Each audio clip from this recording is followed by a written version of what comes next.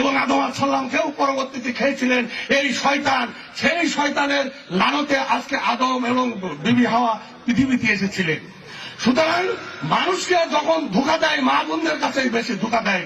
আপনারা সাবধানে মা বোনদেরকে বলবেন যে কোন ভোট দিলে জীবনে কখনো বেহেশতে যাওয়া যায় না। বেহেশতে যাওয়ার জন্য ইবাদত বন্দেগী করা হয়।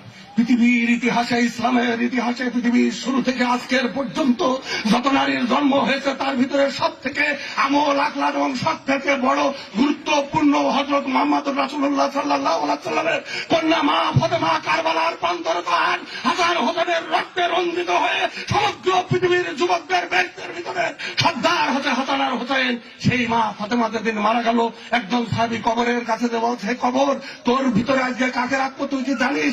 তোর ভিতরে রাখবো আখেরি জামানার নবী হযরত রাসূলুল্লাহ সাল্লাল্লাহু আলাইহি সাল্লামের মেয়ে খাতুনে জান্নাত বেহেশতের সর্দারিনী, তাকে রাখবো। তোর ভিতরে রাখবো শেরে খুদা আলীর স্ত্রী, তোর ভিতরে রাখবো হাসান হুসাইনের জননী যার রক্তে রঞ্জিত হয়েছে কারবালা।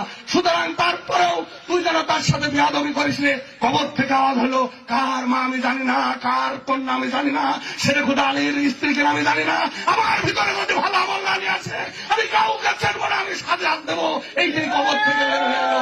তাহলে সেই দিন তো বলতে পারতো, যখন খিলাফত কায়েম হয়, এ হয় ও হয়, তখন খিলাফত ভোট দিয়েছে আমাকে, তখন তার হলে কবর হলে শাস্তি দেবে না, এই কথা তো আসতে পারতো। ভাই, আমার এই বক্তৃতার মধ্যে দিয়ে আপনারা সুস্পষ্ট ভাবে আজকে জেনে গেলেন, একমাত্র ইবাদত বন্দেগী ছাড়া কখনো বেহেশতে যাওয়া যায় না, কোন মার্কায় ভোট দিয়ে বেহেশতে যাওয়া যায় না। কত বড় ধোঁকা! পেয়ার সিস্টেম না, আমরা সিস্টেম না, কি সিস্টেমের কথা বলছে? আরে ভাই, ডাকে দেখি না দুনয়নে, তাকে ভজিব কি করে? এই সিস্টেম যে কোনদিন কায়েম আছে খিলাফতের যুগে, ইসলামের যুগে, কোন গণতন্ত্রে কোথায় থাকবে কে? আর তার নামে আমি ভোট দেব, এই কথা কখনো হলে এটা গ্রহণ করা যায় না। খলিফা খিলাফত তো ইসলামের নেতৃত্ব নেতা সামনে থাকতে হয়, ওই সামনে দেখে তারপরে নেতৃত্ব ঠিক করতে হয়। আর এরকম পিআর সিস্টেম আর এই আমরা সিস্টেম আর এই আলু সিস্টেমের ভোট এই দেশের মানুষ বোঝেও না, আমরা বুঝবে, এটা কোনদিন চলবে না। সুতরাং আমি বলতে চাই, অতি তাড়াতাড়ি ভোট হবে, সেই ভোটে ইনশাল্লাহ ধানের শীষ ব্যাপকভাবে দেখবে।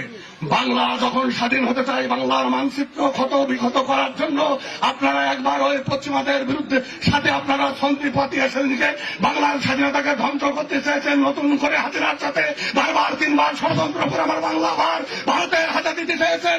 এইভাবে একের পর এক ষড়যন্ত্র করে দেশ, জাতি, ধর্ম এবং অর্থনীতি ধ্বংস করতে চেয়েছেন। নতুন করে ষড়যন্ত্রে বাংলার মানুষ হলে পা দেবে না। অবিলম্বে অ্যাডভোকেট এম এ মল্লিক সাহেবকে